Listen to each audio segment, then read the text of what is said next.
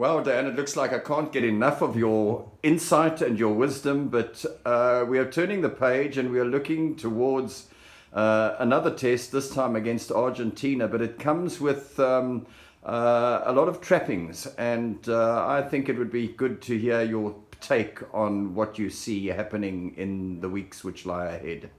Well, it certainly is an amazing time, the time of COVID, because it's changed everything. So now one of the big changes is we're no longer playing in Port Elizabeth, we're playing in Gqeberha, but in the Nelson Mandela Stadium. So the Springboks, after their series against the British Lions, there must be some sore bodies, some people in need of a bit of rest because they gave it all, although some of the key players are still around.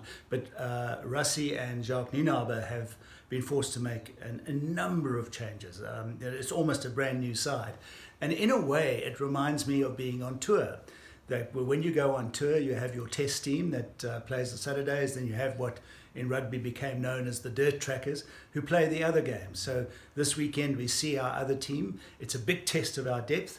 And funny enough, when you see a team with that amount of changes, up to 12 changes, and big changes on the bench, you suddenly realize what depth we do have. Because you look at the team that's been put out here and you think to yourself, this is a very decent rugby team. I think and I think that's what we need to do, because after Gqeberha, we move on into a very difficult period where we play Argentina again in the same venue, in the same bubble, but then the Springboks are due to go overseas to play both their rugby championship games against Australia in Australia and both their games against the All Blacks in New Zealand. So that's going to be a very difficult task.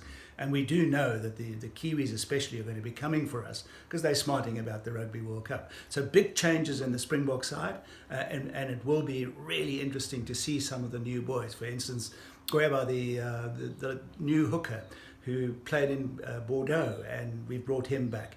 And some others that I'm really keen to see how they go. And some others, we have to see whether they're still worth the Springbok jersey. Are there big changes in the offing? Then we have Argentina, the Pumas, and they've had a tough time. Their players are scattered all over Europe.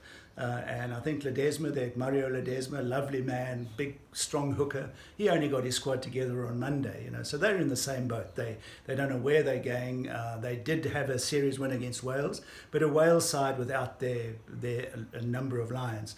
So they're as disrupted as we are. But don't make any mistake. The Pumas are a good side. They got some wonderful players.